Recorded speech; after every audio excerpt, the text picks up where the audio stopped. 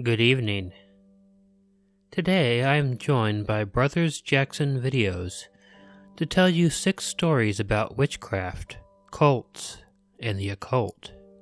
When you are finished listening to the 3 stories here, make sure to visit his channel to hear the other 3. Enjoy. Number 1.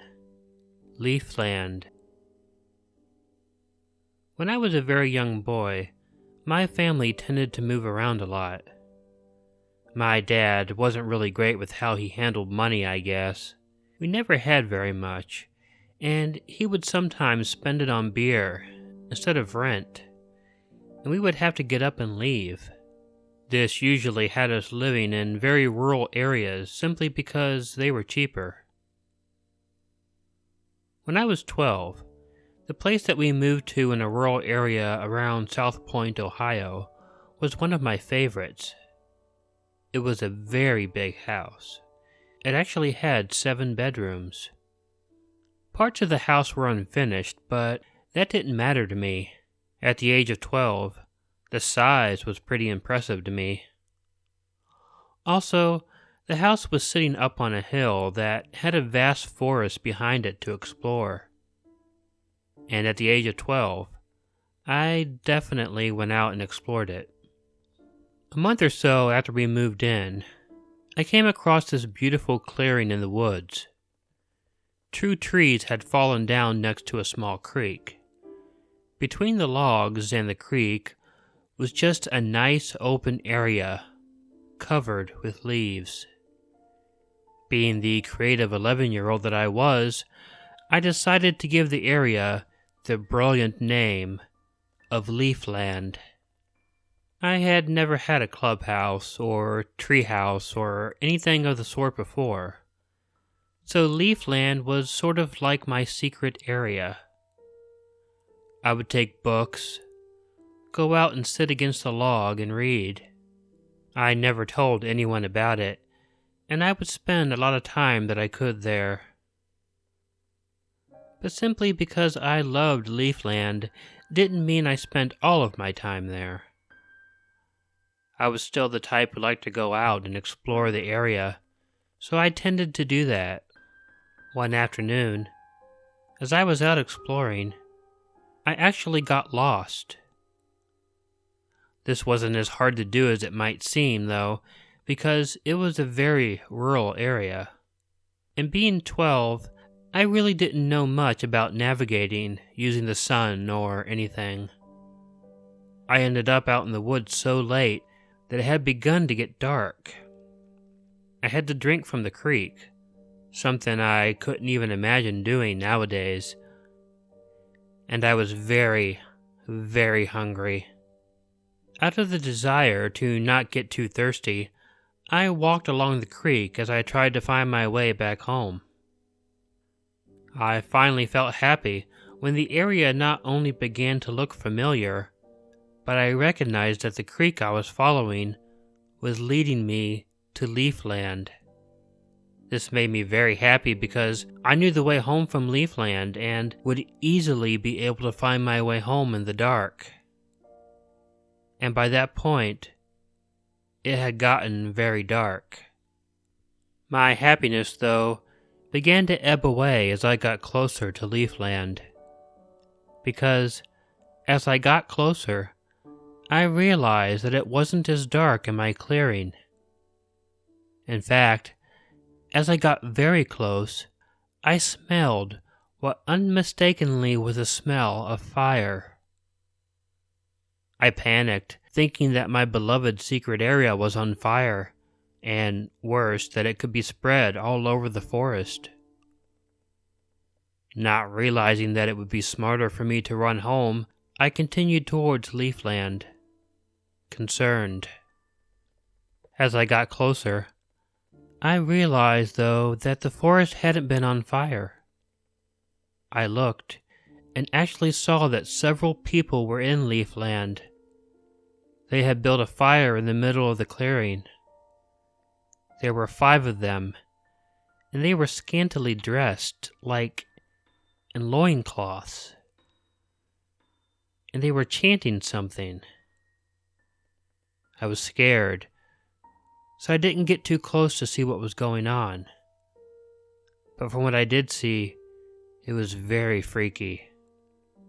I did notice that they also had what seemed to be several dog carriers laying around the fire as well.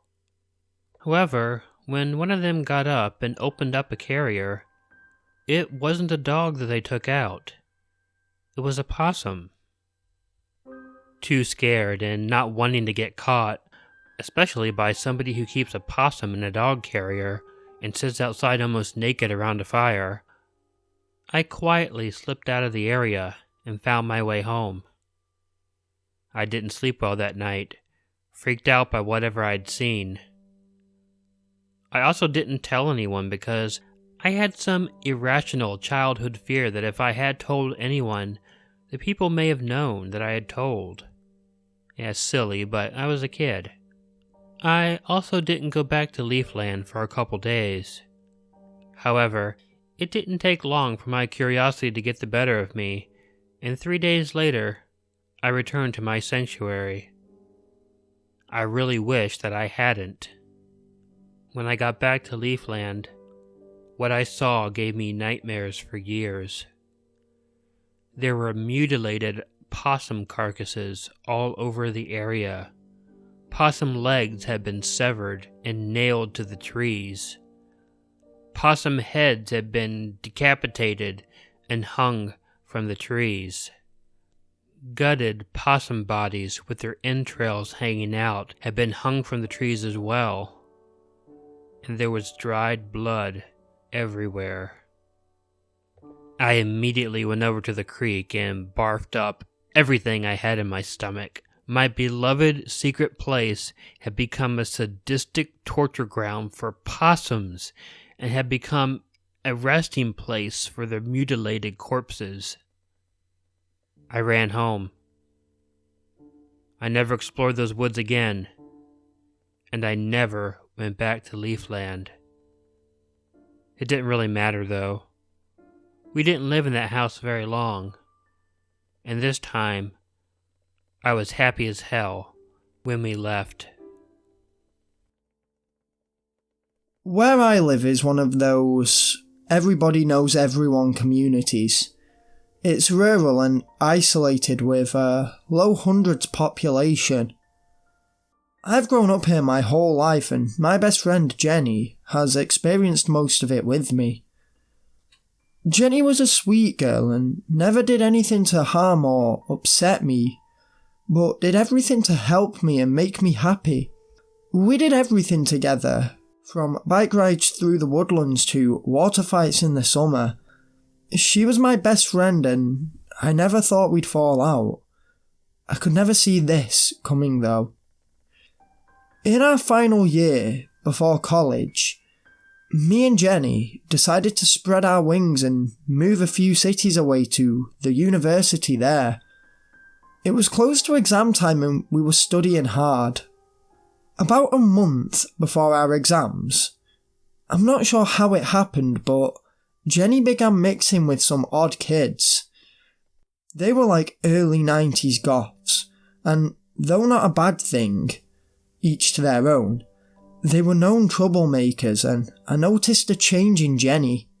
She dyed her hair jet black and began wearing eyeliner and black jeans. I need to point out, Jenny had strawberry blonde hair originally, and was the kind of girl to wear modest short skirts with floral patterns and cardigans. Her parents and teachers were noticing a change as well as Jenny's grades, attendance and behaviour was slipping. As her closest friend, I confronted her about this on one occasion, to which she screamed in my face to fuck off and leave her alone. We didn't speak much after this, and with exams coming up rapidly, I tried to take my mind off it and focus on revision. I was surprised to hear, a week before our first exam, that Jenny had begun abusing some heavy drugs with her friends, specifically aerosols and heroin. When I heard this, I didn't doubt the source, but it was the time I felt the moment that I had lost a close friend. Jenny either didn't turn up or was drunk or high during most of the exams, actually physically vomiting during one and telling a teacher to "get fucked you rapist" when he attempted to assist her. She wasn't disqualified for this, luckily, but taken to a private room to continue alone. Exams soon finished, and being a lazy teenage girl looking forward to college, I didn't get a summer job. Instead, going out with other friends and spending time with the family, still, for some reason, keeping an eye on Jenny from a distance. Midway through summer, the community received some horrific news which forever changed my life. Jenny and 3 of her friends had been arrested in the woods. The same woods we'd take bike rides in as kids, and was brutally mutilating various animals and her own body. It turns out, through evidence they posted online and wrote about in journals, that they were attempting a ritual to summon something, a demon. Further evidence also showed an unhealthy interest in witchcraft, and many people in our community believe her and her friends were witches, part of a coven. One thing that horrifies me to the point of tears is that the police came to speak to my parents and told them that Jenny had a full-on obsession with me and even had a small shrine in her room which she atoned via self-harm to on a daily basis. I remember my parents telling me this and I was sick immediately and had a full-on breakdown. My summer was ruined, but a fresh start studying medicine at college helped me forget as much as possible. I know Jenny was sent to prison for a short while and had to attend therapy sessions, and that she didn't get into college. However, for a few years I never saw or heard anything of her. I've finished college now and work as a doctor at a place in my community.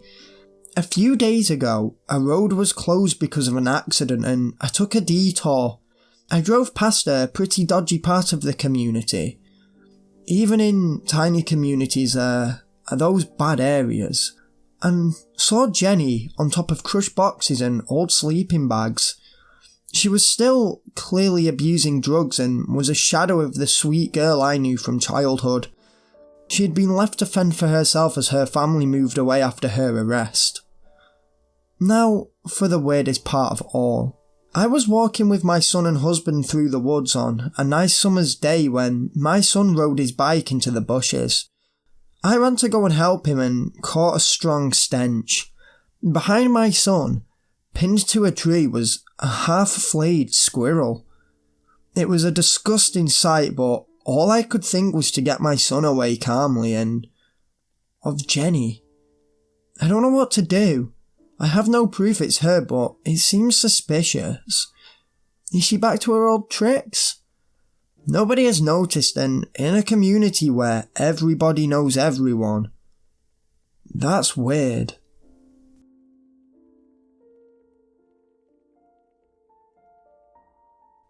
Number 3. The Ring. I watched this videotape, and then the phone rang. Okay, I'm just kidding. There's nothing wrong with starting one of these stories out with a little humor, right? This is a very weird story, but I guess that's the point, right? Just so there's no confusion, my name is Andrew, and I'm gay. I'm an assistant manager of a Barnes & Noble store, which actually is important to the story. When I was 22, I was dating an older guy who was an English teacher. He was 38, very attractive. He had blonde curly hair like Christopher Atkins from the Blue Lagoon. I was quite infatuated with him despite the age difference. It was also despite the fact that I was obviously much more interested in him than he was in me. Hell, I was young and very possessive, but it wasn't my possessiveness that was weird here. I don't want to give out his name, so I'll just call him Chris. Every Friday, my friends and I would hang out at this gay bar in Elk Grove Village, Illinois, called Hunters. It's really a small suburban dance club. And I always went there, and my boyfriend and I sort of had a standing date each Friday. During the week, my friends and I would sit around in chat rooms online just talking. Remember when I said I was possessive? Well, it didn't help that Chris was a huge flirt. I mean, he flirted with lots of guys, and sometimes he did it right in front of me. It bugged me, of course, and I guess back then my self-esteem really needed a boost. I do realize nowadays that I deserve much better than that. But anyway, one day, early in the week, there was a guy in the chat room who was flirting with Chris. And he wasn't just flirting with him. The flirting and the responses Chris gave him pretty much revealed to me that they had met. And the guy, Mike, was obviously very infatuated with Chris. Of course, my jealousy set off. But I knew that Chris hated when I got like that. So, I let the flirting continue. And it continued for days in the chat room. After nearly a week of me simply putting up with this, another friend of mine, Bill, apparently had had enough of watching me being treated so shabbily. So right there, in the chat room, and in front of nearly 100 other chatters, he told Mike that Chris was my boyfriend, and it was wrong of him to be flirting with him so overtly. Mike's response was that Chris had never told him that he'd had a boyfriend, so he could flirt all he wanted to. And flirt he did. The flirting continued. And a couple Fridays later, Mike announced that he was going to be at Hunter's. I almost considered not going, but my friends all insisted I couldn't let that little shit ruin my social life. So I went. When I was there, my friend Dennis pointed Mike out to me. He was a creepy little guy, and we were eventually introduced. To my surprise, Mike seemed absolutely fascinated with me. He began getting very flirty with me, acting towards me like he had been with Chris. And what is more, completely ignoring Chris now. It was uncomfortable, and I couldn't explain it. Mike's new interest in me continued over the next few weeks. He would only be talking to me in the chat room, and try to spend the entire night with me at the bar.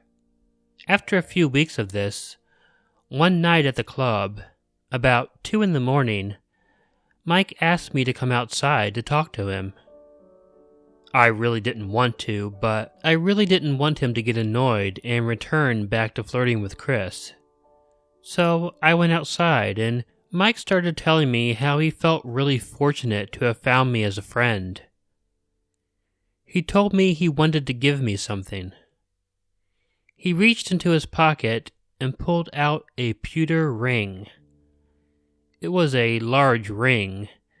It was a dragon with 2 hinges on its body and 3 rings, so it would slide over your finger, and one segment of the dragon would be on each segment of your finger. Mike told me that it was something he had had for years and smiled, and he said, "Sometimes I think it has a mind of its own." I took the ring, but I didn't want to. I hated it. It made me feel very uncomfortable. But you probably figured out by now that I wasn't very assertive back then. So I took it home and put it in a drawer on my desk. In the following weeks, Mike would ask me about the ring whenever we were talking. But other than that, he really stopped flirting with me. His affections very obviously went back to Chris. As before, Chris was flirting right back. My only interactions with Mike were questions about the ring. I always lied to him and told him I wore it a few times, but mostly kept it on my bookshelf. In reality, I never wore it. I never put it on even once. It made me uncomfortable, and I was filled with a feeling of unease the entire time I had it. I wanted to throw it away several times, but I could never force myself to do this. Whenever I went to pick it up, this cloud of blackness formed inside me. I just couldn't throw it in the garbage. My employees began to notice a change in the way I was acting. I was the manager who was always bright and peppy and that everyone liked working with. But they said I had grown pale, had bags under my eyes, and always seemed agitated. I didn't want to tell anyone that I had been affected because of a damn pewter ring. But finally, after a while, a teenage employee named JB came up to me and sat me down and started talking to me. He told me he was very concerned and really wanted to know what was up. I wanted to tell someone, so I finally told him about the entire circumstance and the ring. He listened intently and then said, very matter-of-factly, "It sounds to me like this Mike guy put a spell on the ring to hurt you. If you don't mind, I can have my girlfriend look at the ring. She's an eclectic witch, and she should be able to tell you if there's a spell on it, and maybe help you out." The whole experience was strange. I mean, it was weird that the one person I opened up to had a girlfriend who was a witch. Not that I necessarily believed in witchcraft, but hey, how else could I explain the ring? Anyway, I got the ring and put it in a box and brought it to JB. He immediately felt uncomfortable looking at the thing, but he told me he would take it to his girlfriend that night. I was so eager to wait and hear back from JB. I also felt a bit better that night, as I did not have the ring around me. And the next day, I talked to JB. Now, I didn't witness anything that he said, so I can't tell you I saw this happen. But he told me that his girlfriend first had hated the ring immediately upon seeing it. She put it in a sealed mason jar and said within 6 hours there was a sort of gray smoke inside the jar. This confirmed to her that it was a negative spell. She guessed from what she had been told, and through her own observations, that the spell had been cast to have my life be overrun by negative forces, which would ultimately put me out of the picture for Chris. She then told me that although she couldn't be sure, she felt it was likely that keeping the ring could have extreme negative effects on my entire life. She had JB ask for my permission to bury the ring. I didn't quite understand, but he explained that when I accepted the ring, it became mine. So the negative spell was attached to me. I had to willingly give up the ring. Then she would put it in a wooden box and bury it, which should break the spell. Simply giving the ring up would not transfer it. I of course gave permission, and she carried out her ritual the next day. Now, I don't know what happened here. I'm open to the idea of witchcraft, but equally open to the idea that it was psychological. The point is, I don't know. All I know is that when I had that ring, I felt like it was evil. My life was miserable for weeks when I had it. When I got rid of it, Chris completely began ignoring Mike and paying attention to me again. And Mike slowly disappeared from the chat and the bar. I never saw him again. Oh, and in case you were wondering, Chris and I broke up later that year. I think after I got rid of that ring, I also found some self-respect that I had lacked before I had gotten it. I deserved to be treated a lot better than Chris treated me. And I finally figured that out.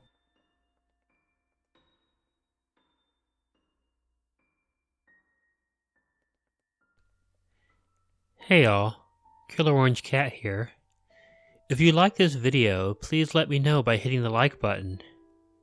If you're not already subscribed to Killer Orange Cat, please hit the button next to the tabby to be informed of new content.